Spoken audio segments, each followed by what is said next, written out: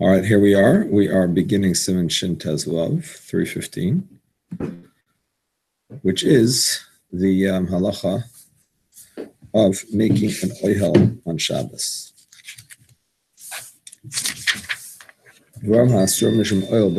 Things that are forbidden to make because of prohibition against making a tent on Shabbos. I did send out a little handout, but I sent it out very late. So here we go. Here's the introduction to the Siman before we begin the Siman. So first of all, as a general point of reference, making an Ohel is a Isser Mid'oraisa if it's a permanent Ohel. It means you make a tent, an actual tent, and it's a permanent tent. You're planning to leave it there indefinitely. It's very funny because on Shabbat, you had Geshem, and I took the Shabbat cloth for the table. So, and then when I'm working, I'm putting it like that. And it's like I'm thinking it's like a tent, but it's not tent, This is okay, Rabbi, right? Yeah. Because it's like a jacket. It's okay because that's very flimsy. It's not hard. I mean, whatever. To take something hard, like an umbrella, you know what I mean, stays firm. That's not so simple. I put it in my head like that, and I hold it like that. So, it's okay. It's okay. Now, it's not the same as boina. Boina is an ism d'oraisa. Boina is building, and that's usually connected to the ground. Ohel doesn't have to be connected to the ground. A person can make a tent if it's permanent, even if it's not connected to the ground. It can be a ism d'oraisa, a tulda of boina, secondary to building. Also, if today they have a tent, you drop it on the floor and it's open by itself. Like the pop-up sukkahs. Yeah, small. Yeah, so that's temporary. Any temporary tent is only going to be an ism d'Rabbanan. Anything that you're not making to stay there for a long time. And we're going to see that because it's only d'Rabbanan, there are many leniencies in making a temporary tent. So, for example, mutter lahoisif al ohel arai. This is what it says in the Gemara. You're allowed to add to a temporary tent. You're not allowed to make a temporary tent, but you're allowed to add to a temporary tent. So if I have one, I can add stuff in it? If you have the beginning of one, you can add more to that one. Can't make a second one. But if you have the beginning of one, you can add more to it. Extension to make it bigger? Extension. Only temporary. Temporary. Exactly. If I have like two legs for the tent. To what? Two leg, two posts. For the, it's also considered tent. Just. I mean, the main definition of a tent, as far as we're concerned here, is the covering. The walls are not really going to make such a difference. Sometimes, yes, but mostly not. Mostly the tent is defined as the covering on top.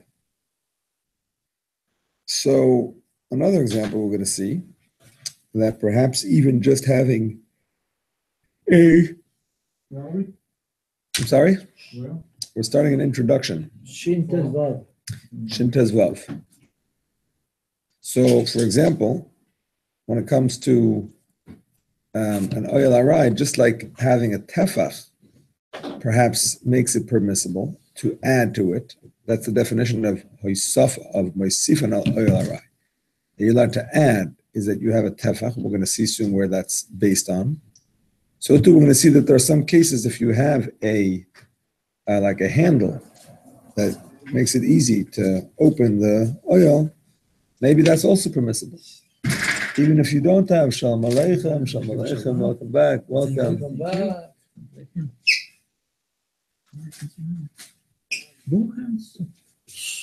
So what if you're Amen. to build a camp? As an example, you have your stroller, it's full. You have what? The stroller, baby stroller. You're not open, correct? Stroller itself, you're allowed to open. The tent on top of it is a machlekes. When you open it, it gets open sometimes. Different road. So it's already, if it gets open, it's like more than a tefach, you're allowed. I'm not sure. Let's wait till we get to that. You understand my point? Yeah. Let's wait till we get to that, because that is a machlekes. Some say you can do it even in the first place. So let's see. Even if it's less than a tefach? Yeah.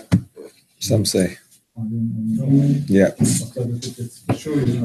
No, it's a machlekes.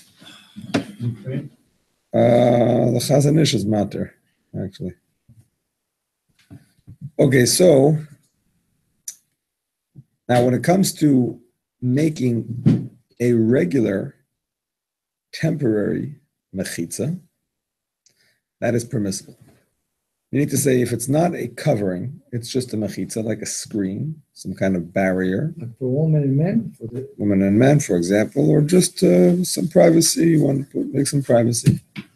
So that is allowed. Again, it has to be temporary and it has to be regular. What do I mean by regular as opposed to a mechitza hamateres? A mechitza that has a halachic status that allows a certain activity to take place halachically. For example, if it's a mechitza that creates a sukkah, a mechitza that permits you to carry on Shabbos, a mechitza that perhaps allows for a married couple to be together, despite there being maybe svarim in the room or whatever. Anything that gives a halachic status to an area, that is called a mechitza materes, and that is actually forbidden. So, can you make a live mechitza? Of live people? Yes, let's say you have to move one thing to another, and only if they don't know that they're being made into a mechitza. What? Only if they don't know that they're being made into a mechitza. No, if they're going to do it. If they don't know it, it's allowed. If they know it, A, it's not allowed, and B, because it's not allowed, you can't use it, even if they made it, because you can't benefit from a forbidden malacha on Shabbos. But each one is individual standing. Mm-hmm. None of them actually causing. Doesn't make a difference. If they know that they're doing it, it's not allowed. Just the fresh air, it's okay. Chanuk to take. No, just the glow. Yeah, go ahead. Sorry. Don't lots of schools those breakdown says that I hear a voice. Whose voice is this? Joseph, there's a chair here for you. Why are you on the computer? What's going on? babysitting. I shouldn't have sent you the link. My mistake. All right, one second. Yosef was asking something. Go ahead. Don't a lot of shows have those mechitzas that they break down for like one shear and then they come back together for another shear during Shabbos? That's not a mechitza materes. But doesn't it function to separate men and women? Yeah, but that doesn't create a halachically separate rishus. Men and women don't have to be in a halachically separate rishus. They just have to not see each other. You understand what I'm saying?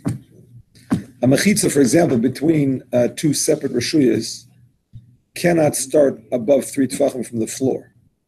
Anything that's above 3 tefachim from the floor is not a valid mechitza for sukkah or for rishuyas l'Shabbos, for example. That is not true about a mechitza between men and women, because that's such a low area and you can't really see anything down there. And the fact that it's not a halachic separate rishus is okay, as long as you can't see.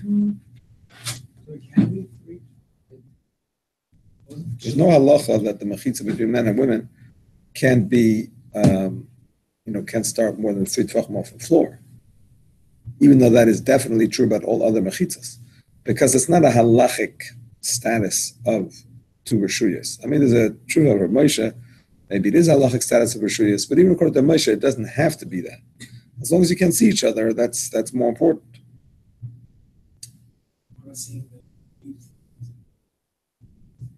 I mean, whatever. I'm not saying you can see the feet, but I'm saying usually at the angle of where you're sitting and they're sitting, and little 3 tefachim thing is not going to make you see any feet. I mean, normally. Yeah, How much is the tefah? about 3 inches. Yeah, Rabbi, sometimes it's the woman, 3 inches. the 3 inches. Yeah. This must have wasn't 3 inches. It's about 3 inches. We had this much like this last time. Rabbi, if It's about 3 inches. if the woman is in the second floor, they can see everything. It's okay. Deswegen wir Chabet Amida, wir sind jetzt. You know, some synagogue, they are on the second floor, and we are on the first floor. Moshe has a chiddush about Mechitzos. Or Moshe holds if it's a separate rishus, it's okay anyway. It's a separate rishut. Separate rishus. It's a How much chiddush. is the rishos? 20 amas and up. 20 amas is a different thing. The eye is not shodlet in 20 amas. Okay, let's go. What is the difference? So regarding the Mechitzos, there's a fence around the shul, correct? Some people don't carry from the shul to the outside if there's no fence. If the opening, You mean if you don't use the air, is that what you mean? don't use the- Yeah. So if the gate is open more than 10 amos, so basically you cannot carry from inside to the yard, correct? Now, if someone come, because this is the way they get open for the car. If someone come and close it, you're actually creating, you're allowed to take some from to carry. Somebody close the gate. Or make it less than 10, as it will be open less than 10 amos. Interesting shaila. If there wouldn't be an air, if it would be a shaila. But there's an air, so. No, but I'm asking, you know, What are you asking? Is he allowed to do it? Yes, he's allowed to do it. There's an air. There's an air. What do you mean? Is he allowed? You want to know the halacha? Is he allowed? If he goes by the chumrah not to use the air, then he won't close it. But I can't say it's not allowed. Somebody close it. You're allowed to carry from the shul to the yard. I think so, yeah. The whole thing is we punish somebody who did something wrong. We say, oh, you did something wrong, you can't use it. You didn't do anything wrong. It's mutter. But over here, you stand for the general level. Exactly. And if it was not general level. And if you did it on purpose, you couldn't use it. If you did it by accident, you could. And if you go do it, I go close the gate because this is closing the gate for security reason. But in a way, it happens that it doesn't know about air rule. It just knows that you have to close the gate and keep it locked.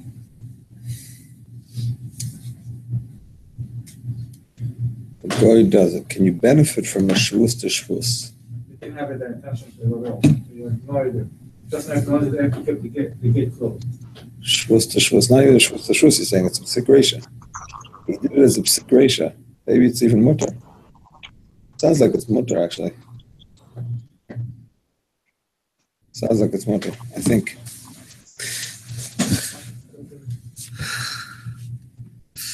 All right. Gate outside rather than inside. Can you close it? I got the slide. Let's say this is sliding. Whatever. What? Outside. For the gate in the yard or something, right? No. Like let's say for the car, it's sliding. Like the wheel, Open it, right, so left. Car can go in, and then you close the No, gate. that's what I'm talking about, that's a gate. Electric and Some Shabbat. gates The rabbi are will this do way, the some remote are this control. way. Yeah, okay, either one. Listen. Either one. Makes no difference if it's inside, outside. Point is, if it's creating a separate rishus, if you wouldn't have an Erev in the city, and by closing those gates, you're closing up an opening of 10 amas, because an opening of 10 amas is a problem in terms of a rishus. So if by closing up, you're creating a rishus, that's a problem. Whether it opens in or out, that doesn't exist. Because until it's closed, in and out are the same. It's all rishus harabim, halachically, Carmelis, whatever. Okay, so my friends, before we start reading inside, אני לא התפללתי לה. Is that what we're in? חסר לנו אחד, ושניהם להשלים את המניין. יבוא. Who, David Leib is coming? עוד שניים יבואו. אתה יודע, זה קשה ברוך השם, לא כזה. Should we ask David Leib? חשבתי עליך. אני שבת להגשם, אני הולך עם הכיסא של השבת. ברוך השם.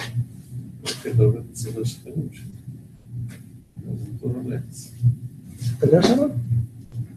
אתה יודע במקומות השני? What about Michal?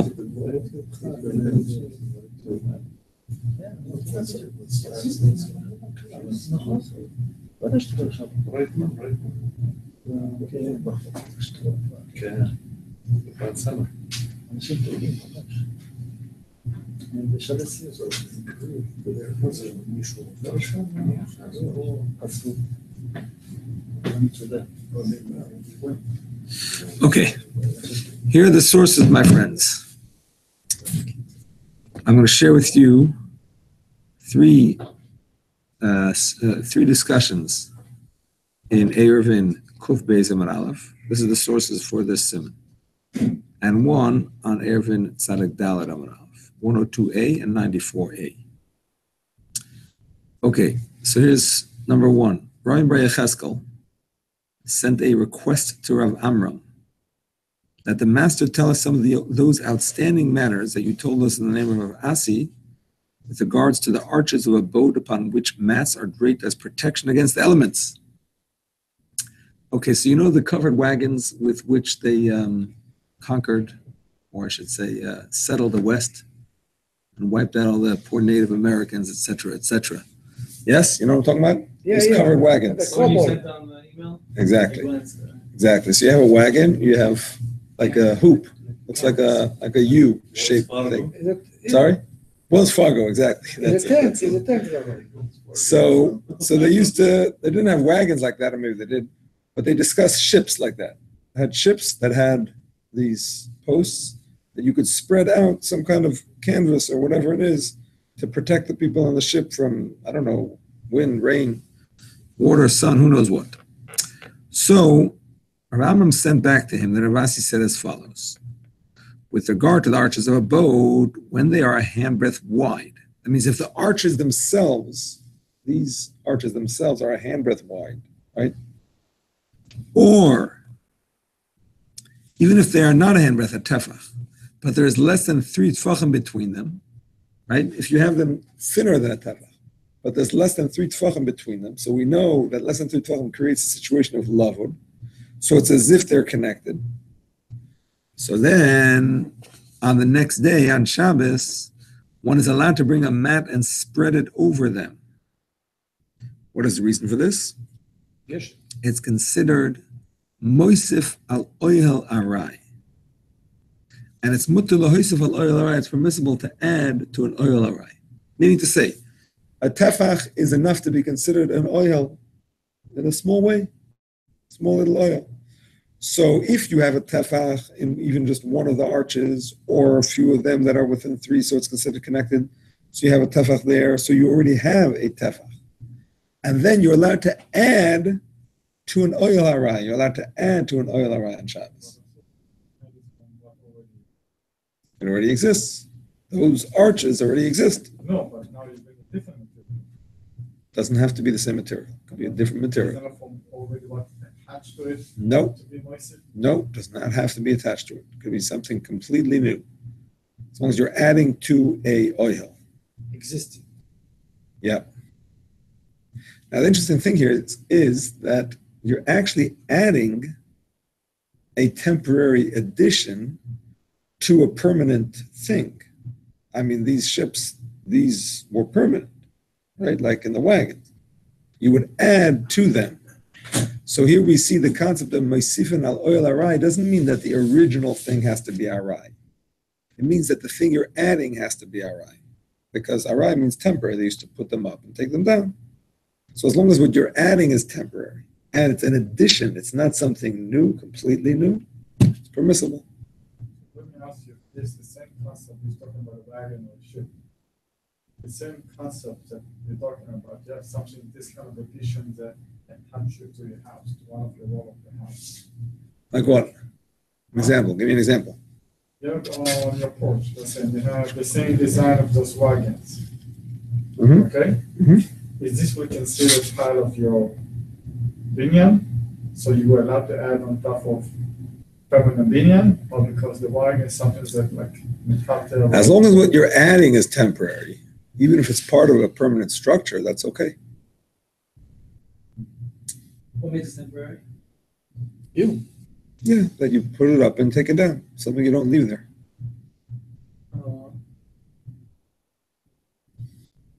Not sure. Not sure. Maybe he'll define it later. I didn't come across it yet, but maybe I'll define it later. Okay. So this is number one. Number two, it's more or less the same, but it's slightly different details here.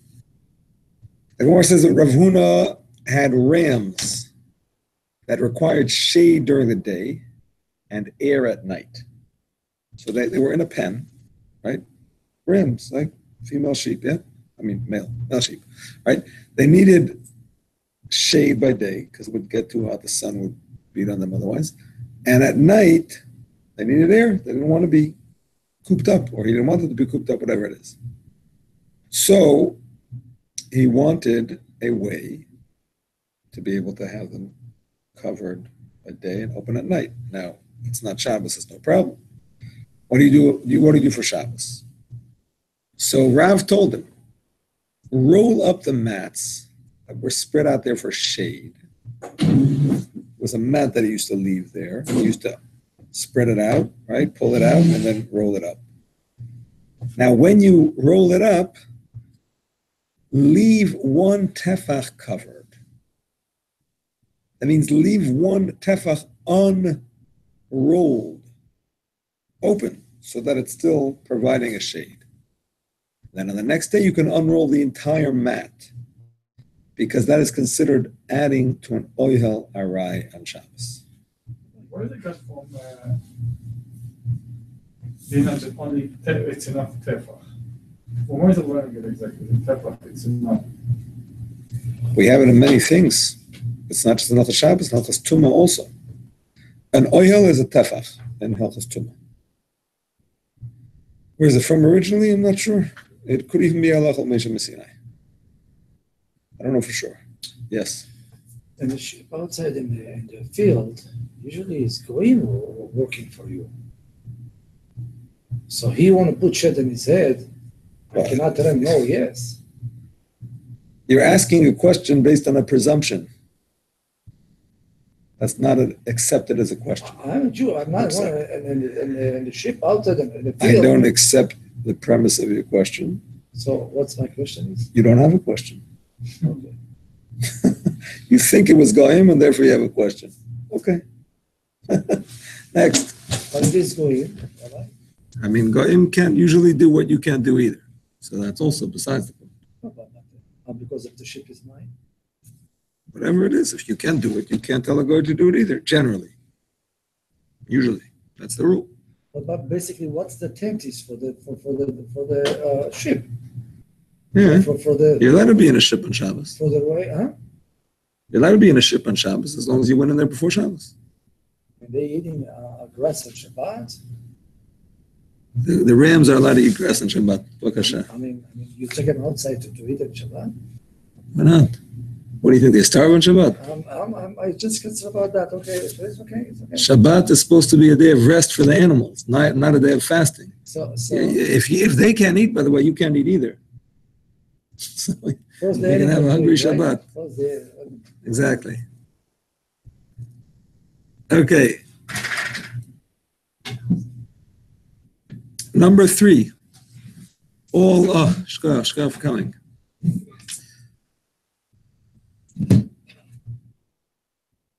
Didn't daven? We have 6. We have 6. Okay, I hope Michael comes. Yes. Okay, this is the number 3 case from Ervin Kuv Beis Amud Aleph 102a. Rav said the name of Rav Chia.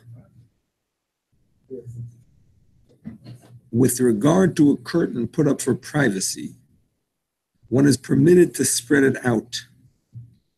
And one is also permitted to dismantle it on Shabbos. Okay?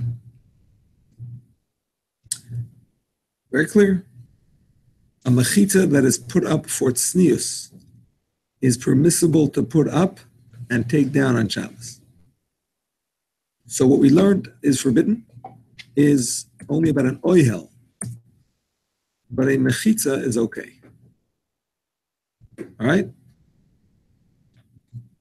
So far, so good? What was the last one? The name of who?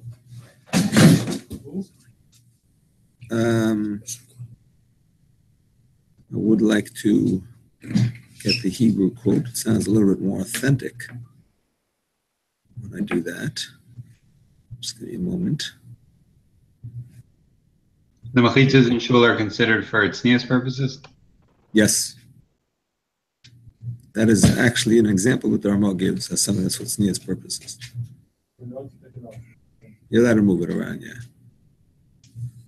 Move it, you need to make it also completely. Yeah, why not? No problem. Amarav, here it is. Rather than Rav Chia, Viloin mutter l'ntoisei u'mutter l'forka b'Shabbos. That's the Hebrew or Aramaic. A vilain, which is a curtain, you're allowed to spread it out, and you're allowed to dismantle it on Shabbos. All right? The fact that it's for privacy is just the explanation. It just says vilain, you're allowed to spread out, and you're not take it down. Okay, that's the easy stuff. I'm saving the next case of Erevin 102A for later because it gets complicated. I already said 3. That's Kilas Chasanim. Is the 4th one. Kilas Chasanim is a little bit complicated, so I want to leave that for now. So I'm going to move back to Tzadik Dalet Amud Aleph, and I'm going to teach you one of the sources for the opinion of Rabbeinu Tam, which is accepted by the Rosh and many other Rishonim, although Rashi disagrees, that a mechitza hamateres is aser. That you're not allowed to make a mechitza, which, like I said before, changes the halachic status of an area, whether for sukkah, for reshuyas l'Shabbos, tashma shamita, all kinds of examples. So here's the Gemara. No. Is there a mechitza ha'oseret?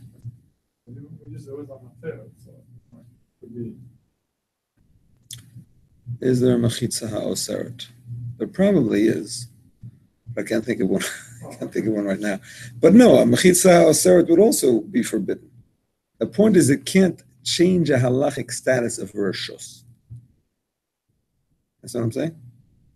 If it's just a mechitza that's just to give you privacy, it's okay. But if it's a mechitza that accomplishes a halachic accomplishment, then it's forbidden.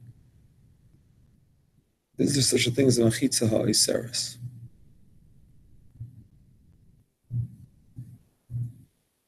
No? Anybody? Between the two horse and the cow, you want to put mechitza. You're building. מחיצה האוסרת, הוא שאל. אם יש כזה דבר. זה אוסר. What do you say? Tumas mace? You direct Tumas mace.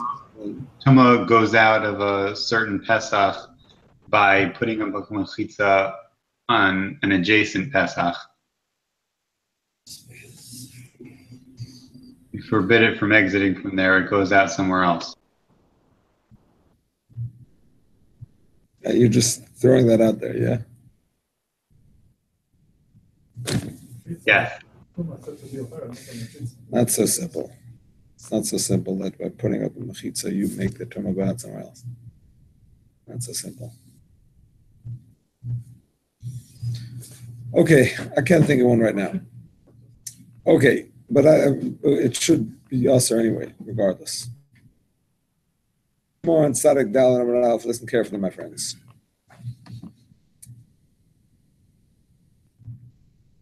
There's a machlokes between Rav and Shmuel about a chutzner that was next to another chutzner, and the walls fell.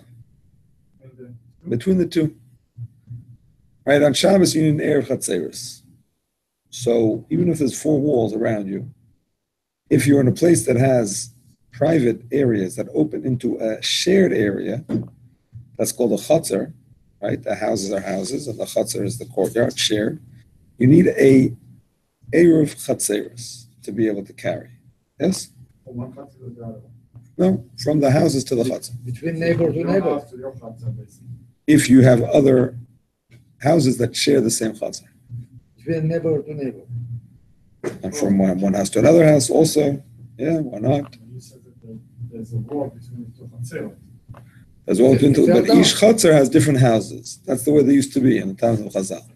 No, but the wall that you said, so the wall is divided between this part of the Chatzar and the other member of the Chatzar. No, a different Chatzer. Each Chatzer has its own area of Chatzeres, right? And then there's a wall between 2 Chatzeres. What if that wall falls down on Shabbos? So each Chatzer was allowed to carry separately before. Now they're opened up to a new area that is not part of the area of Chatzeres. They didn't go in on this area of Chatzeres, you understand? And now they're totally open. So how does it work? What do you mean? It's the same wall. It's the wall was divided. Here is the 2 Chatzeres with a wall in between. And these guys could carry in theirs, and these guys could carry in theirs. Come close to me. Now is the wall. This is Okay, the wall. thank you very much. And now it broke. Take it out. Now it broke. So now we have This house and this house, you can see Now it. it looks like one big chutzner, and that there was no Erev Chatzeres that joined them all in one group. You understand? They had their own. But now they're one big chutzner, and there's no Erev Chatzeres that's joining them. You understand? You can't make one on Shabbos. It's too late. You have to make it before Shabbos. So Rav says that's it. No more carrying in either chutzner till after Shabbos. Next Shabbos, you'll either fix the wall or you'll make one big Erev Chatzeres. You'll be one big happy family. Yes? You cannot put like a blanket? That's the question. Ah. That's the question. Shmuel disagrees. Actually, let's learn what Shmuel. Let's learn what the Gemara says about it. The Gemara says. Actually, yeah, Shmuel disagrees. Before we say the Gemara, Shmuel disagrees. Shmuel says you're allowed to carry. Each one is allowed to carry in their space. You can't carry into the other one's space, but you can carry into your space as if the chutzner was still there. This is different than the Erev of a city, obviously. If an Erev of a city falls down, you have to stop. That's it. No. Because there, it's an actual Rishus HaRabim. Here, it's not a Rishus HaRabim. It's a Rishus HaYachid, but it needs an Erev Chatzeres. So the Chachamim were Mekel. And they said that it's, it continues to work. Because both of them, they're roof. So no big deal. Okay, but even though they're open, usually if it's open, you need a joint Erev, but it's okay. Until the end of Shabbos. Obviously, for the next Shabbos, no. So the point is, here's what happened. Rav and Shmuel. Is that because they're the whole? I'm sorry? Is that because the whole area, even though the wall fell down, is still like a big enclosed space? It is still one big enclosed It's just space. not an Erev Chatzeres. Exactly. It's still a Rishus It's just not HaYachid. an Erev Chatzeres. Yeah. Exactly. It's still a Rishus HaYachid. Okay. It's just missing an Erev Chatzeres. Okay, so here's what the Gemara says. Rav and Shmuel were sitting in a certain Chatzer. Nafal Guda de Beni Beni. The wall that was in between the two fell down. Shmuel said, Shkoilu glima negiduba. Take a cloak and put it in the space. Take a blanket and put it up in between the two.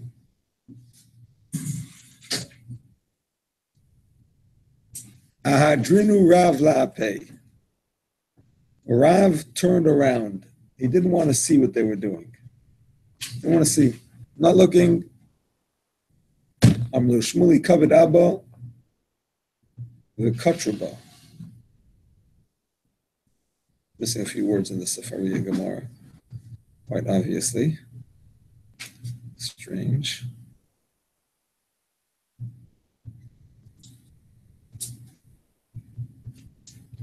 Give me a second.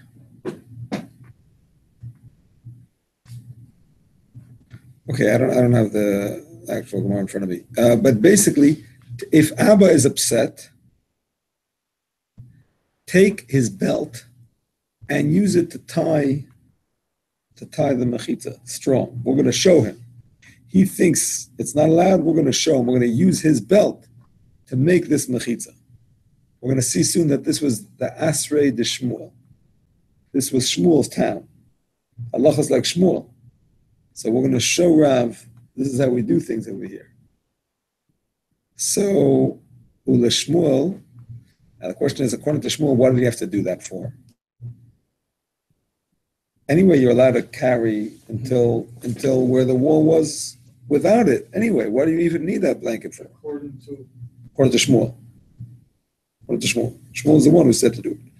The Gemara says Shmuel avid litzniyusa ba'alma. Shmuel only did it because he wanted some privacy. People in each chutzner should have some privacy. so basically, according to him, it's not like a Mechitza Matera. According to him, it's not a mechitza materis, exactly, because it's only tznius. But Rav, I'm sorry? Exactly. Exactly. Rav why didn't Rav protest? After all, the halach is usually like Rav, by the way. Rav and Shmuel argued the halach is like Rav in matters of Isser v'Heter. The answer is Asher de Shmuel Hafa was Shmuel's town.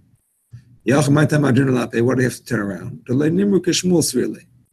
If people would see him watching, they would say, oh, he doesn't mind. He went back, he changed his mind, he agrees with Shmuel. That's why Dafka turned around as if he wasn't watching so that people shouldn't say that. Only because it was the town of Shmuel. Exactly. If it wasn't town Shmuel, he would tell him to stop. And Okay. And this is the time when he turned around that it's still the belt. He was joking. Shmuel was joking. He didn't really mean it. He didn't mean it. Yes. So I have to explain. Yeah, Tosfos explains. What was the issue that Rav had with this whole situation? What was Rav's problem with Shmuel putting up the blanket? Big thing, he's putting up a blanket. So Rav should be happy. Shmuel is doing something to make Rav happy, because now it's going to be a wall again, and then even Rav will allow it. No, the problem is that according to Rav, that you're not allowed to carry, putting up this mechitza makes it permissible to carry, and therefore is a forbidden asiyas ohel b'Shabbos. According to Shmuel, that it's not necessary. Mechitza materis is forbidden. It's like an oil. It has the same halachic status. Correct. But halachically, it's considered under that prohibition. So yes. the way I understand is if he didn't do the tent, so Rabbi will maybe will carry something now because the mechitza build is stuck. No, Rav said you're not allowed to carry when it fell. Either way, it's not allowed to carry. Rav says you're not allowed to carry when it falls, and because you're not allowed to carry, to build a fence is going to make it allowed to carry. You're not allowed to make a fence that it makes it allowed to carry. Even if you carry the blanket, Tosfos says, like your talus, you wrap the blanket around you, so you're allowed to carry a blanket if you're wearing it, and then you go there and you put it up. What's the big deal? It's a mechitzos harai. You're not leaving it up for more than a few hours after Shabbos. Nevertheless, Kol HaDrav is not allowed because it's a mechitza hamateres. It's the mechitza that will allow you to carry. Before you're allowed to carry anyway. So No, once it fell, according to Rav, you're not. you're not. According to Shmuel, you are. According to Rav, you're not. That was Rav's problem. Yes. Fell. For now. I was going to ask, what was the Who decided that the halacha would be like Rav and Siman? Who was the one to decide? I don't know. The Gemara has certain rules. Itself? Yeah, it's in the Or Gemara. later on, right? Later on, Marav, yeah. And he was just that was even in their time they decided that halacha was like Rav. Hilchos Karav be'isuri kashmul bedini. That's the principle of the Gemara. Just like it says Hilchos Abaya beyal kegam. Whenever there's machlokes Rava and Abaya, we paskin like Rava besides 6 cases. Hilchos Rav Nachman bedini, right? Halachos like Rav Nachman and in Torahs and so on. So the Gemara had certain principles. Who formulated those principles? Who decided? Certainly the later Amoraim, but I don't know any particular person. I mean, the authors of the Gemara were Ravina, Ravashi, Marber Ravashi. You know, those are the final people. Yeah, and he's quoted in the Gemara, so he was part of it.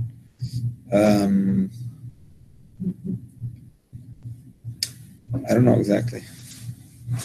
Anybody has agreed with Shmuel? Shmuel, halach is like Shmuel bedinim. If it was a machlokes in dinim mominus, the halach is like Shmuel, because he was a bigger expert in dinim mominus. Okay, my friends, it's time to learn inside. Shinta Zvav, Machaber, Dorma Asum Shmuel b'Shabbos. We can start with the Machaber. Also, lasas oil b'Shabbos v'Yamtov afilu arai. It's forbidden to make an oil on Shabbos and Yamtov, even if it's temporary.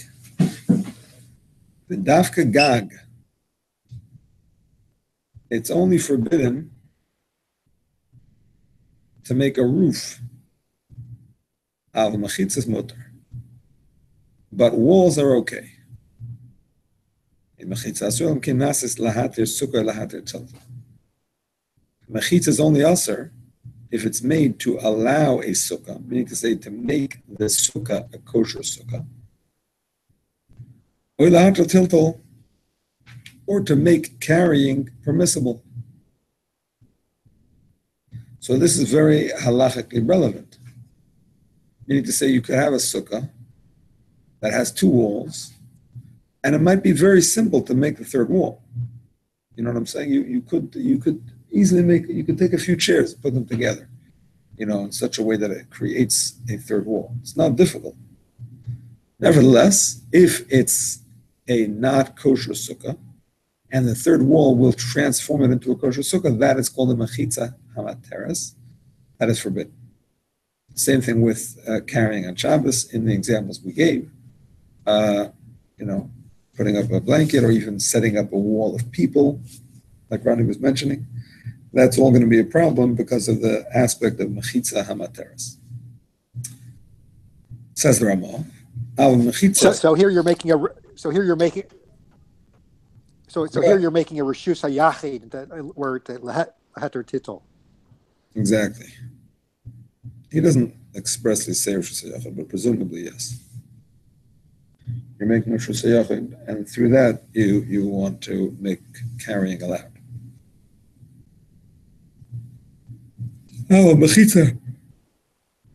Very hanasis.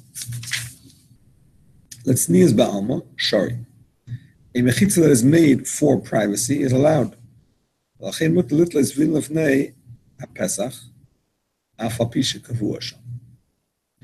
big chiddush, my friends. You're allowed to put up a curtain in the doorway, even if it's going to stay there. You're putting up a curtain in the doorway and it's going to stay there. This is the first time we have a concept of something kavua in this siman. The start of the siman. But nevertheless, if you want it to stay in the doorway, it's still allowed. Why? The Beis Yosef explains that because a curtain is a very flimsy thing, so even if it's going to stay there, it's considered arai. I mean, you walk straight through it. It doesn't really stop you. It's nias, just to have some privacy. But it's not really a temporary, it's not really a permanent thing, even if you're leaving it there permanently. It's also easy to Well, actually, the Chazon Ish adds that we're certainly talking about a case where you don't have to do any serious work to put it in there. Talking about basically it has like hooks or click, things that you click on or hook on or Velcro, you know what I mean? Not something that you're going to really have to build into it. If you're building into it, that's like regular binyan. The whole point is something like a shower curtain. So if you put it on, Exactly. But it has to slip through a pole. That's simple. Hang it right up. Yeah, that's simple. That's actually a good example. A shower curtain should be mutter to put back up. It's just sneeze. I mean, it's also for the water not to go everywhere, but that's besides the point. I mean, it's not really, it's a simple thing, right? As opposed to a shower door, which is a heavy thing that you couldn't put back, even if you're just hanging it, on the rolling things. You can't just hang it on the rolling things because that's a heavy thing. That's a serious mechitza, and it's kavua. That could be deraisa actually, to replace a shower door, even if it's just clicking it in so that it rolls on esse roller. That could be an deraisa because that's adding something to the building in a permanent way. Whereas a mechitza, which is flimsy, binyan, yeah. It wouldn't be. Not oil. so No, like binyan, the shower binyan. curtain, does the curtain you're allowed to hook, or even the whole thing with the bar fell down, you're allowed to hook it back on? The bar itself. Yeah. Interesting question. Let me see how the Chazon Ish words it. Just give me a second.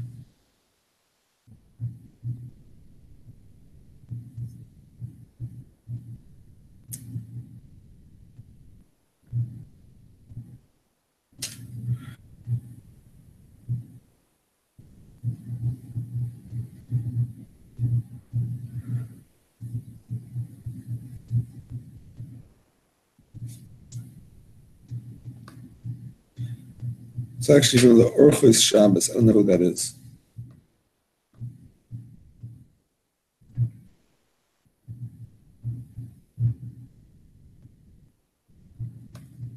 Kivan she'ein avilan mechuber labayis, ela yidei lulois hatluyos bevavim. It's basically hooks. Talking about the belong himself, I'm talking about the bar himself. Right. So he's talking about the hooks. In the nashel ketesefes ala binyan. So what about the bar? Yeah, because there's screws. No. No, the bars that they have the. It can be this one, or it can be sitting on two. Adjustable. Yeah. That's on And it can be sitting on two hooks also. The Right. one that just meets the size and it goes on Right. Yeah. half circle. Right. The one, let's say it's bounce out. Shower curtain. I don't know. Let me ask. If you're putting it together with the curtains, it's still attached. You just hook it back on. So basically, the way you put it in the mechitzos. The rings stay on. It just came out, and just put the whole thing. So you're gonna make a difference if you're gonna put it separately and then put the hooks or I don't know. together.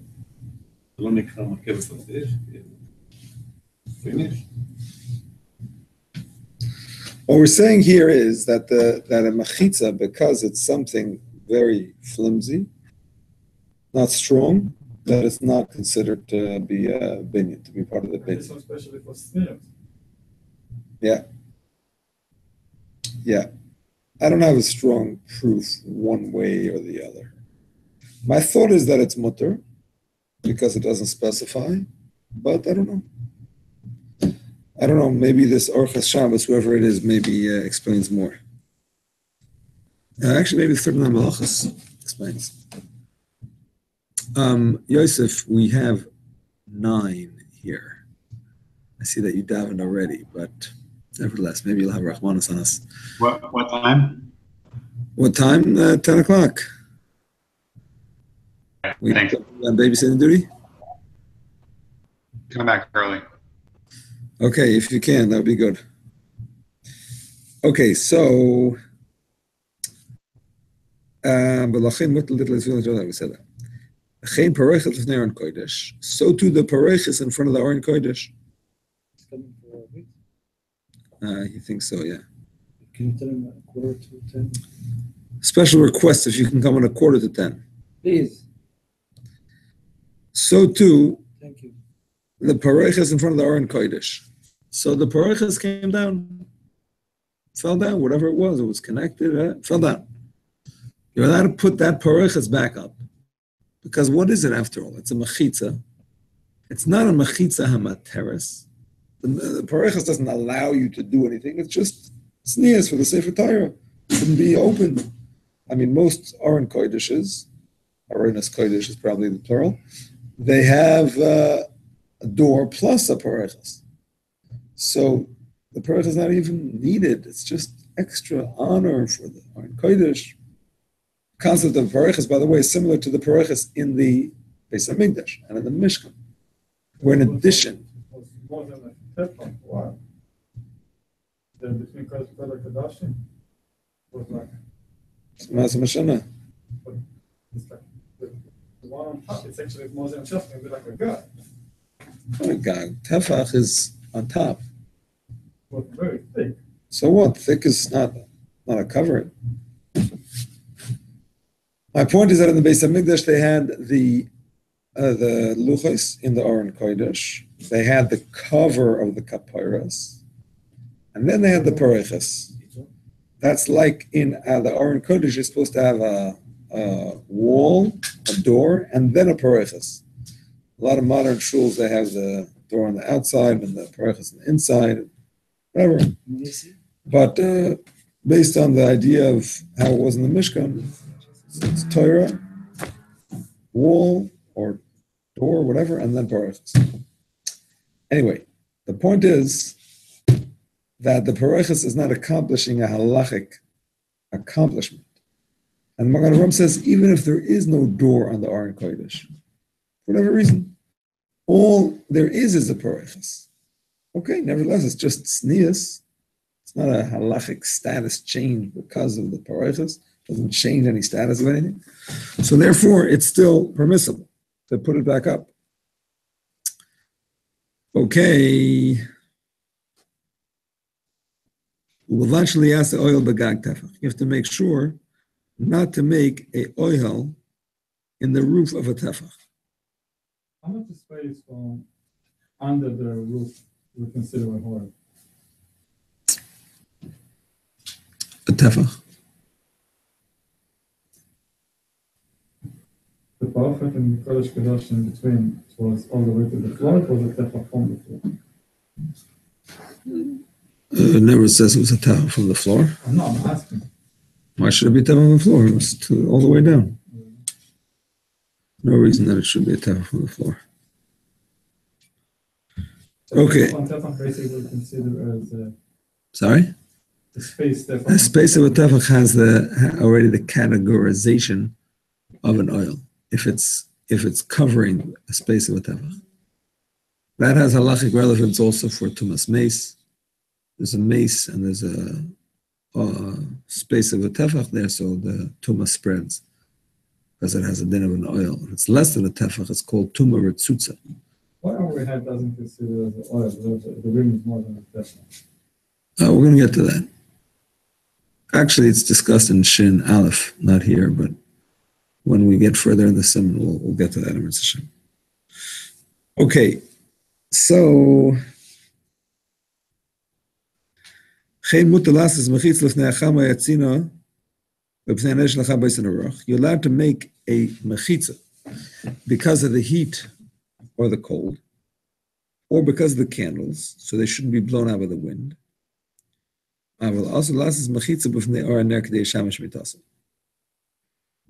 It's forbidden to make a mechitza in front of a candle to make it permissible for a husband and wife to be together. Because that is a change of a halachic status. A room that has a candle in it, it's forbidden for a husband and wife to be together. So they want to put up a mechitza, because it can't be light in the room. So they want to put up a mechitza, and the mechitza will make it that the candle is in the next room. So that's changing the halachic status. Until you put up that mechitza, it's forbidden to have relations. But the mechitza becomes permissible. So that is a halachic status change, and it's forbidden. Every single light that's in the house. Like if the light's pouring in from another room, you'd close the shades. What do you mean by house? There's house and there's room. Here it's in the same room. There it's in the same house, but it's a different room. So what's the question? It's in a separate room, but the light's coming in. So the shades, that's a halachic change between. It is not halachic change. There's two aspects of this. There's the aspect of the light, the fact that you can see each other, and there's the fact that there's a light in the room. The fact that there's light and you can see each other, that's a technical problem. And that could, in theory, be taken care of by the couple covering themselves from head to toe with a sheet or a blanket. But if there is light in the room, even that is forbidden. So when the light is coming in from another room, so because it's not forbidden essentially to have relations in that room, because it could be that it could be done in a permissible way, covering themselves with a blanket. So therefore, cutting out the light by shutting the blinds is not achieving a halachic status. It's making it easier, so you don't have to go through that whole blanket thing, but it's not changing halachic status. Whereas if you're making it into a separate mechitza, if you're making a mechitza to separate into another room, so then you accomplish that it's not in the same room, which allows for relations, even if the light is going over that mechitza, it would allow for relations with a covering of a blanket. If you make a Mechitzos, just to be able to dim the light of the candle. That's allowed. If it's not creating a halachic status. But now you're dimming the light, so you're able to allow to use the room. That's perfect. If it's dimming the light to the extent that it's permissible because of the diminished light, then it's permissible. Even if you happen to also be making a halachic change because of the mechitzah. The Alter Rebbe explains this. Once it diminishes the light, so then you don't need the mechitzah. Whenever you don't need the mechitzah, you're allowed to make the mechitzah. You understand? Yeah. That's the idea. So, the same thing is in front of Sfarim. A person is in a room with Sfarim. He's a guest, and they put him in the library, him and his wife. So in order to permit relations, they can, there's different ways of going about it, but one of the ways is if the Sfarim are on one side of the room, to make a mechitza, which separates the room into two, and the side of the room that they're on, perhaps, if it happens to be that way, can be separated from the side of the room with the Sfarim, and it's considered two separate rooms. That mechitza is forbidden to make. So you could simply double cover the books. Say it's a real, like bookshelves, 5 bookshelves, full books. How would you cover those books? So with bookshelves, if I'm not mistaken, I didn't look it up yet this time around, but with bookshelves, if I'm not mistaken, it's enough to do one sheet hanging down. Because with that, because you have the actual back wall of the bookshelf and the two sides, so that creates like a fourth wall of the bookshelf. That's for during the week. I don't know if you're allowed to do that on Shabbos. Actually, that could be a problem on Shabbos. But for during the week, that would help. Yeah. For during the week, that would help. During the week, that would help. But according to what I'm saying, that would be us. To make that on Shabbos? What you're saying. Well, on Shabbos, what the Magen Avram says, I think it's the Magen Avram, is that you can make a double covering. Because when you make a double covering, then you don't need it to be a separate mechitza. Then you don't need it to be a separate rishus. On the bookshelf. You're not going to start covering 300 books. Double coverings. Work it out before Shabbos. Let's say. Pretty much right. You won't be able to cover the actual shelf. You're saying you won't be able to cover the shelf, right?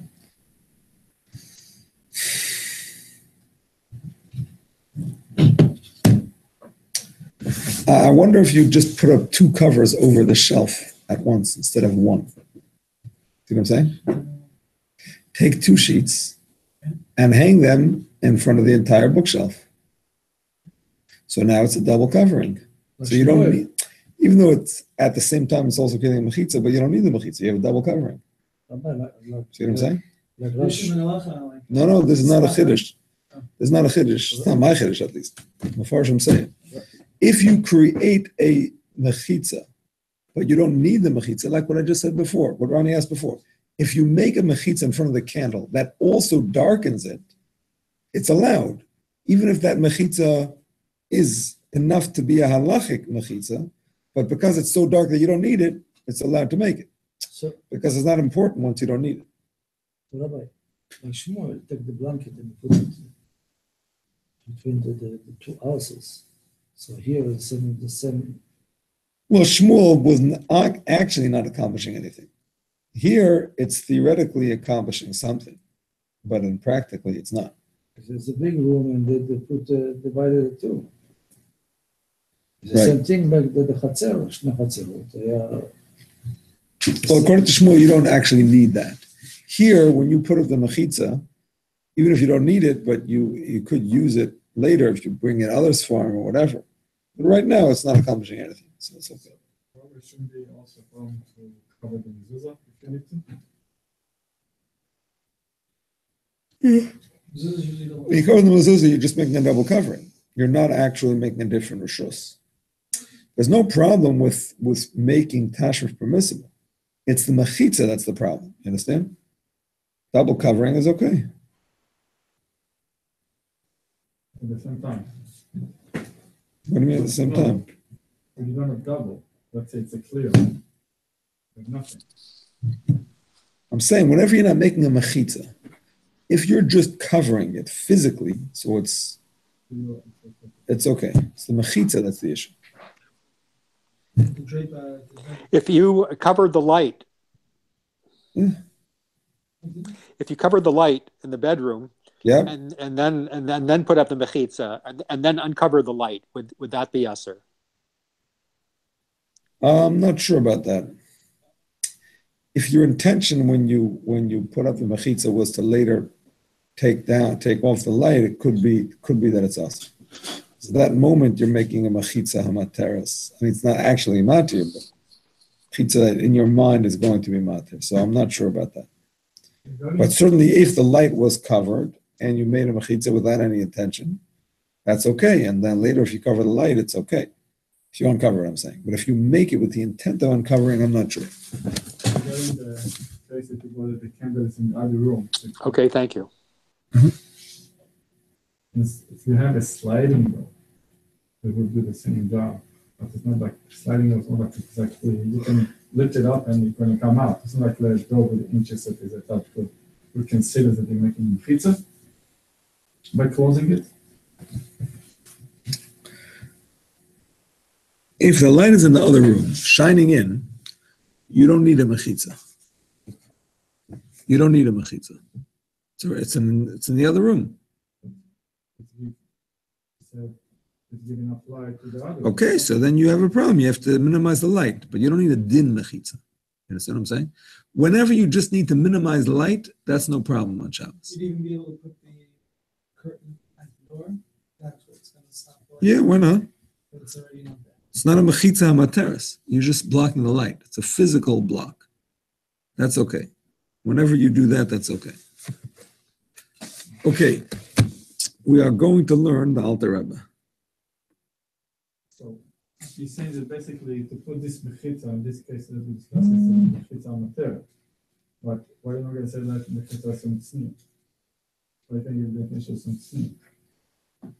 In which case? Be allowed according to Shmuel. In which case? With the candle, so they have to make a mechitza. If the candle is in the room, so then putting up a mechitza does actually accomplish something, even if it doesn't block the light. So basically, you're saying that when you mechitza amateur, why we can say some tzniut? Because it is actually matir tashmish. I mean, the whole concept of tashmish and light is its Nia's concept, but I'm saying it's an actual isser. Because it's an actual isser. It's an actual isser. And that isser is removed when you make this mechitza. So it's a mechitza. It's not. Halacha-wise, it's still going to be able to have tashmish and just lay under the sheet. No, that's not true. That's not true. If the light is in the room, being under the sheet is not good enough. It's like another thing. It's not allowed. It's not allowed. That's the whole point. That's the whole point of what we're saying there. Only if the light is coming from outside, then you're Exactly. If it's from an outside room, then you can cover yourselves. But in the room itself, it's forbidden. So that's why the mechitza is helpful, that you shouldn't have to do that. Or that you should be allowed to do that, excuse me. You should be allowed to do that. Okay. Is that only allowed for a phone? What's the last sentence here? Because he'd be proper to be able to. Imloi. Not shelo yimashach, as the Rambam says. He won't take it out of control and do it too much. So regular people are not allowed to. Layoin? Legally. No? So I think it's One of those rules much. that we're learning that are only Huh? Exactly. Exactly. even I'm sorry. nowadays. Even- Oh, does Oh, the, I I don't remember. I'm sorry? What were you saying, Oh, Daniel? yeah, I had a question on the, it's the last sentence here. Imlo shehya mebod yom tafach az mutar lahosif aleh b'Shabbos. What does that mean? I didn't understand that part. Oh, I didn't finish, sorry. Okay, according to Shmuel, it's on the terrace, is allowed to. No, It's not only the limit on the terrace, no, you're allowed to. no. So you're going with the water, the chatzot, it's in water, it's on the terrace. Exactly. He held you didn't need it. That's why you were allowed to make it, because you didn't need it.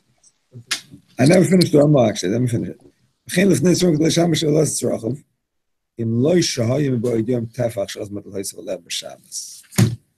Rambam says, you're not allowed to make a mechitza that allows something on Shabbos. For example, to allow tashmish, or for that matter, asiyas tzarachim. A person wants to be able to go to the bathroom. In those days, they didn't have, plumbing. So middle of the night, instead of schlepping out to the outhouse or whatever, he wanted to be able to do what he needed to do in his room. Not supposed to be mashtin b'fnei amita, in front of a person's own bed. It's disrespectful. Turn to the side, whatever. So, but the swarm in the room can't do it. You can't expose himself into the swarm. So he puts up a mechitza to allow him to do his needs by making that room a separate room, halachically. This is what the Maharam used to do, by the way. So it says the Maharam at night did not want to have to leave. So if he had to go to the bathroom, so he would make a mechitza to allow him to do it. And when it was before Friday night, he would put it up before Shabbos. He would put up the mechitza before Shabbos. So he wouldn't have to create a halachic status of two different rooms on Shabbos. Now the Ramah adds a very interesting point. He says, unless you have a tefach already there from before Shabbos, then you can add to it on Shabbos. Like the example that was on the Gemara. Exactly. Like the other example in the Gemara. What, no. Yeah. Tarfuna and his rams. Now, why is this so interesting? Because with Tarfuna and his rams, there is really no difference between when it's a tefach spread and when the whole thing is spread. It's only a difference in terms of quantity. For giving the idea that Ramona? I think it was Rav. Pretty sure it was Rav. Rav was his teacher. Pretty sure it was Rav. I already changed a different page. Okay, so where is this tefach? I mean, what part of the wall is it? here's the thing. I just want to explain what I'm saying. In the case of Rav Huna, for example, there is no big difference between the first tefach and all the subsequent tefachim that you spread out, except of quantity. One tefach is just one tefach, and the whole thing is the whole thing. Here, there's a big difference. Because when a person has one tefach spread up of the mechitza that he's going to make in order to make tashmish permissible or to be able to go to the bathroom, whatever, or a sukkah for that matter. Actually, a sukkah, let's leave for now. Let's just talk about going to the bathroom, for example, or tashmish amita. A person has one tefach spread of that. It's not a halachic separate room. It's not a halachic separate room, just one tefach.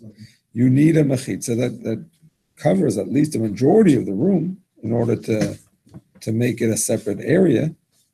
So what does it help that you have one mechitza to allow you to spread the rest of the mechitza? On Shabbos, you are creating two separate rooms. You understand? So what if you had a tefach out? Right now, you're creating two separate rooms. We see that no. That's it. I'm sorry? Is that adding to Ohel, right? Oh, right. Yes. Since the whole concept of not making a mechitza hamateres is based on the concept of Ohel arai, we learn it from the concept of Ohel arai. So just like you're allowed to add to an Ohel arai, you're allowed to add to a mechitza hamateres, even if what you are adding is what is going to be matir. That's the chiddush. Even though what you're adding is going to be matir, okay, nevertheless, as long as it's not the beginning of it, as long as it's an addition to it, it's allowed.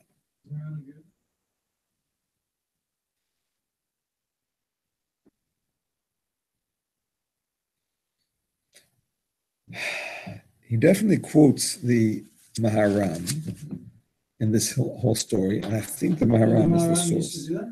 If he didn't, I think it was the Maharam that's the source of this. Pretty sure. They hold for both the gag and the mechitza. The oil and the mechitza. Yeah. Pretty sure it was the Maharam who used to do this, if I'm not mistaken. was the Maharam. The Maharam was the Maharam of Rottenburg. This was? I think he's quoted in Tosfos. He's towards the end of the era of Tosfos, but I think he's quoted in Tosfos. And he was one of the great leaders of Ashkenazi Jewry. He's the one who was imprisoned, and they asked for a huge ransom. He did not let his Talmidim pay it, and he ended up dying in prison. You're not allowed to afford the court paid for ransom.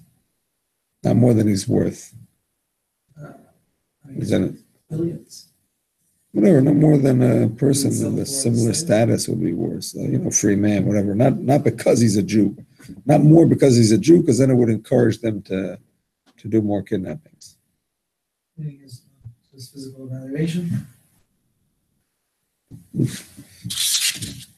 And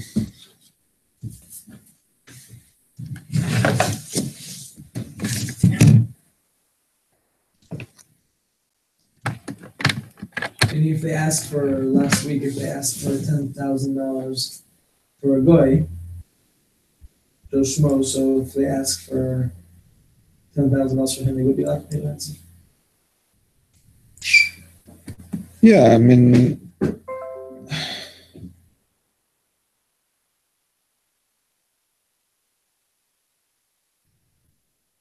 I don't know if $10,000 is a good example. Or why wouldn't it be, but change the number. Just give me an example. The point is that they could sell him when they used to have a slave market. The amount that you could sell him in a slave market, that's all. That's what he's worth. That you can buy him for. But nowadays, I don't know how it works nowadays. I mean, unfortunately, it's a current question because of the whole situation in Eretz Yisrael with bargaining about captured soldiers and everything. So it's definitely a relevant question. Jeff, how many years he was in jail? I think it was there for 7 years, and even after he passed away, they didn't let him out to be buried. It was another 7 years, and finally somebody paid a hefty price, which he probably wouldn't have been happy with, but somebody paid it anyway. Right, and had him redeemed. They buried him.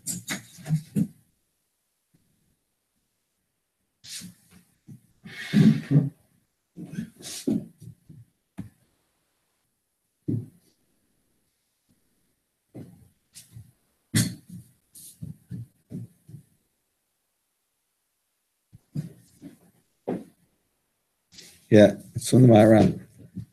The Mordechai brings it from the Maharam. ויקרח המחיצה לצד מעלה, ונויס על המוית, ומשאר ברחב טפח, ובלא Shabbos pushed למטה. Daniel, you here? On before Shabbos, before Shabbos, he had a roll, kind of like a shower curtain, above here, and he would pull it down, more like a curtain shade, like a shade of a window. He would leave it open, one tefach hanging down, and then on Shabbos, he would pull it down all the way. But the same would apply out there. Was going to say, we're going to see if it would be on the side. He'd have a little curtain on the side, rolled up, but a tefach of it was already open, and then pull it across on Shabbos. Either way is fine. Well, he quotes it in the Beis Yosef. In the Shulchan Aruch, he doesn't say one way or the other, but I assume yes. Okay, my friends, we're going to learn the Alter Rebbe. Shin Tezvav Aleph. Also, last oil lahinu gag hamahil olav lahogim is a dover koy men achamoy men agshami. Oy me is a dover acher. Afilu hu arai shein also lehis kain. Excuse me. Na afilu mechitzos tachta going to purse machtzas al gab b'dal kondesin. Aber picking kimid also kedei laha'ahil or lahogin is a oil gomer. V'asaruch chamav bishu arai exam shum oil kavua shu told the boyna. A lot of important principles in this first sif of the Alter Rebbe. First of all, the Alter Rebbe translates an oil is a gag, a roof that is protecting from something, whether the sun or the rain or anything else. Even if it's temporary, that it's not made to last, even if it has no walls. For example, you have 4 poles to put up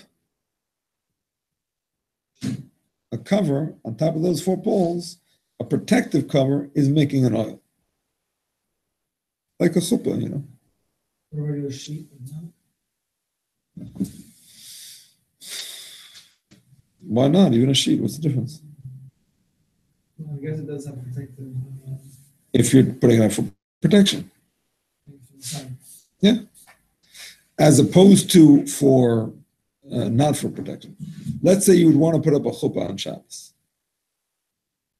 They do it actually on Simchos Torah. A lot of shuls, they put up a talus over the boys who are getting kol ha'arim.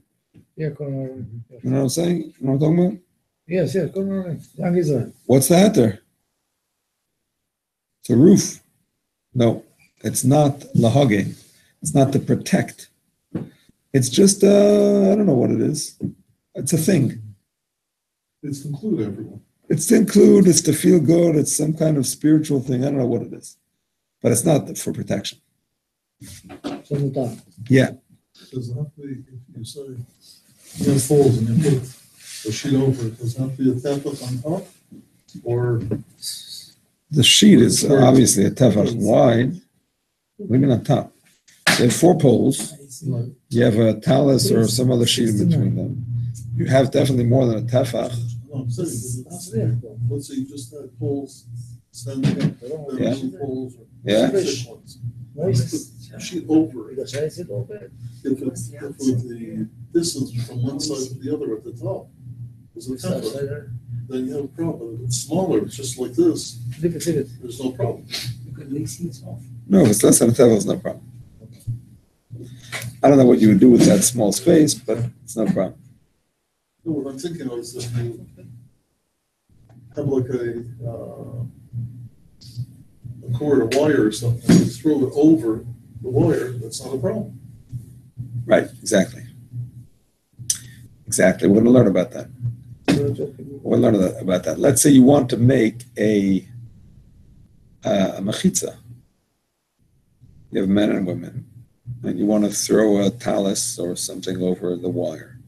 So you actually have to do it in such a way that you don't make a tefach on top at any point. You have to make sure it just goes, the whole time less than a tefach. I want to see about that. That would be a lot. Yeah, why not? Paintings. That's the tefach. It doesn't make any Hilchos. They open it up. No. I mean, the example here he gives is Mechitza bein ha-nashim va-nashim for a shear. He doesn't give the example of davening. He gives the example of a shear. But my understanding of it is that when it comes to davening, they had more set sections, men and women. They didn't need to put up a mechitza every time. When it comes to the shear, maybe the women are coming into the base medrash, so you need to put up a mechitza. That's why he discusses it there. But the same thing would apply for davening. Who's he? The first one who mentions mechitza for a nashim and nashim is the Ramah. I mean, it's not the first one. He's quoting somebody else, but the Ramah mentions it. For a shear, there has to be a Mechitzos for a shear. Mutter lasis.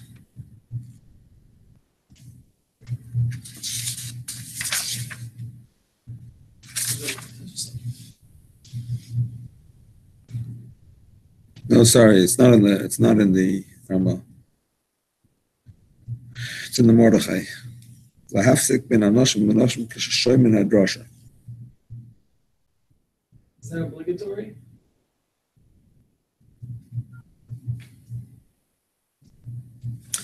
I will read from the Dirshu Shulchan Aruch. V'afal pi she'achiyu lahavdil ben anoshim l'noshim l'yadei mechitza hu min haTorah, which goes to Shutik is Moshe. Yerchas Shabbos from Makom Makom Shabbos Mechitza Materes can have. Oh. The chiyuv of having a Mechitzos for between men and women is din of the Torah. Which mitzvah? Moshe learns it from the fact that they had to put up an Ezras Nashim for Simchas Beis HaShev in the Beis HaMikdash. Kind of like covering the hair. And there, you were not allowed to add to the Beis HaMikdash. So they found a pasuk from which we learned the basis of tznius, and they said, well, based on that pasuk, you're allowed to add. So, but the chiddush here is that it's only a shear. It's not davening. Moshe is talking about davening. See what I'm saying? There's more. Anything that's a dvarim shebekdusha definitely needs a mechitza. Is a shear considered dvarim shebekdusha? Meaning to say, of course, it's a holy thing, but you don't technically need a minyan for it. So I'm not sure it's so clear. Not sure. I mean, definitely you see from this Mordechai that was the minhag. He just says with the pashtus, shear, put up a mechitza, tznius. That was, it was self-evident that you would do it. I asked the Rav once about that. He said every shear has to have a separation in the chitza mamash, and the women. So I said, where can I see? Like, where is that written? Where can I see those? Like, is there like Hilchos mechitza on Shulchan Aruch or something? And he said, he doesn't think so. Well, I'm trying to show him something. Never show you. But there's always been a question with me because I seemingly, if there's men and women at a shear, what kind of mechitzos we put up? If they're just sitting separately, is okay. If it's back and front, is it okay? Are they allowed to sit together at a shear? Very difficult question. Are they allowed to sit together at a wedding?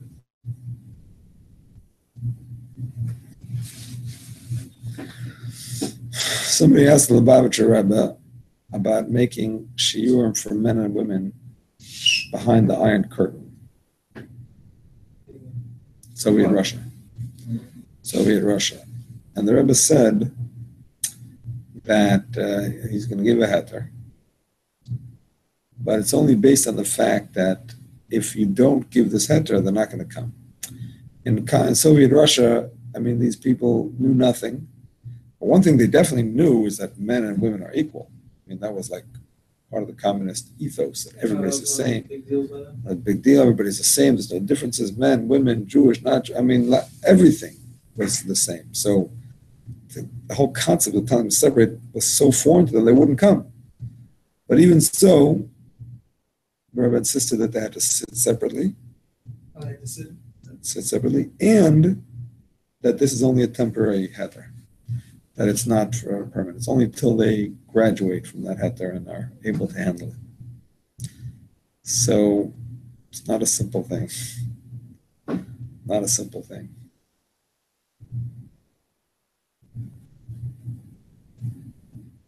I know a lot of shuls have mixed shiurim, or even men and women sitting separate, not no mechitza. It's not simple. These kiddushes, things like that, with alcoholic beverages. Right. With a Shem Kilo, because it's not there yet. Even the Shem Kiruv, the Rebbe said it has to be separate. It has to be separate seating. And even that, he only gave a temporary heter. He didn't say it's a permanent way. So you could say a shul is also temporary, but until what point? At what point do you say, okay, you had your heter, and now it's time to, it's over? I don't know. You listen to them in Florida, like Friday, Shabbos meal, Yom Tov meal, you have guys, you have like sitting and saying about Torah, sitting mix. One table. Shabbos table is different. Yeah, so it's this. Shabbos table is like your family. Very, Shabbos table is like your family. If you're more people, it's not different. All right. Can I look that up maybe? Shabbos right now, or do you not want to be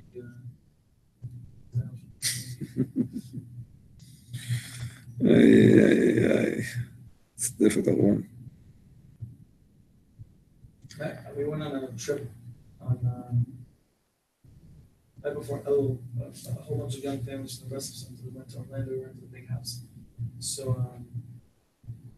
I asked my Rav, what should we do with sneas? What do I have to be careful with? I know some of us have to be careful with something.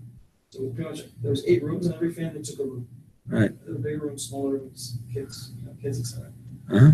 So whatever, he didn't tell me anything about the rooms, but he told me that we should sit at 2 separate tables with a proper mechitzah. So I said, Rabbi, if I tell them, and we're like about to go, maybe it was like a few hours before the trip. I said, Rabbi, if I tell them that, I'm sure everyone's going to be, most people, half of them will be on that. So he says, minimally different tables. Minimally different tables, and the men should be sitting towards the wall, and the women. But there he was saying more because it's young families, and the husband can look at another wife, and parents, stuff like that. Right.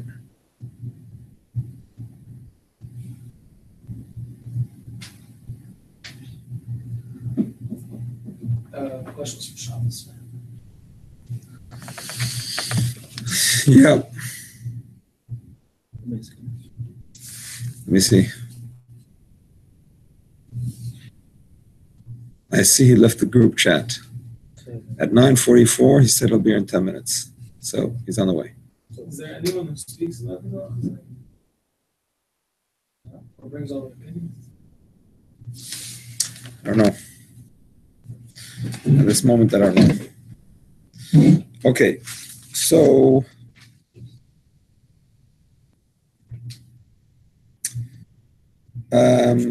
Alter also brings in the fact that it is only a Isser Derabanan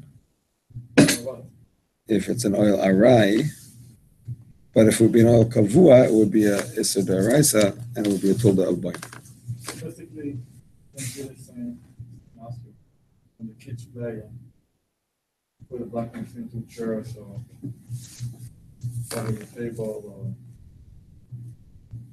Yeah, if they're at the age of chinuch, it's a problem because they're making a tent.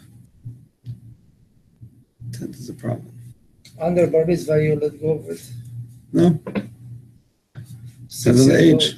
6 maybe, yes. 7, 8, 9. I don't know. Not so simple. Definitely 9, not. Even 7 or 8. I don't don't think so. Well, they also will associate with Chila b'Shabbos. Is there any? Go ahead, sorry. Is there like a certain shear of a tent that you can't make? Like, like the like I think what we were talking before, like these little kids have these little pop-up tents. So maybe they're like 2 feet high and 3 feet high and 2 feet wide or something like that. In its length, and it's protecting even on the height of 1 tefach, that's already an oil. Understand? If it's a tefach, protecting on the space of a tefach, you have a problem. Now there are permissible ways if you made and how long does it have to be? Is it just a tefach by tefach? Tefach by tefach. Is right. Tefach by tefach by tefach. Right? Wow. It's tefach by tefach. Tefach cubed. If it's for protection. Ah, okay. If it's for protection, like I was saying before. If you would have a chuppah that's put up just for honor, for some kind of ceremony without actually having the halachic status of protection, that would not be forbidden. All right? Okay. It's not put up for protection, but after somebody uses it for protection. Like what? Like what? Well, what if I opened up an umbrella indoors? I mean, it's not protecting me. It's the wider end. It's not for protection. It's not to separate because that's one way. But after they Once it's up, it's up. You can use it for that. Once it's up. Can you use an umbrella indoors? I mean, in theory, yes. In theory, yes. Although they say it's going to rain on your wedding if you open an umbrella indoors. Totally made up and has no basis in reality, but that's besides the point. In theory you can. It's a muksa item, but it's not really a protection indoors, obviously. So if there's a mirror outside and you pick an umbrella up in the house, yeah, it's muksa. So walk it up like that. I mean, the umbrella, once it's open, it's already an oil, and carrying it is only a maras ayin because it looks like you opened it on Shabbos. I'm going to get to it. If it's already before Shabbos open and protecting something, you know what I'm saying? It's upside down, not, but if it's already protecting something, so it's already kind of an oil. Two tables, on top of both of them. And the table separate between them more than that. Nope. The tablecloth is not there to protect any ants or any little creatures hanging out underneath it. It's not there for protection. So what's the difference there between the kids that are playing protecting them? Kids that are playing, they want to make a tent, they want to make their own area, they want to be separate. Doesn't make them against anything. It's making them for privacy. No, I'm serious. It's privacy. Privacy is allowed for a mechitzah, but not for an oil.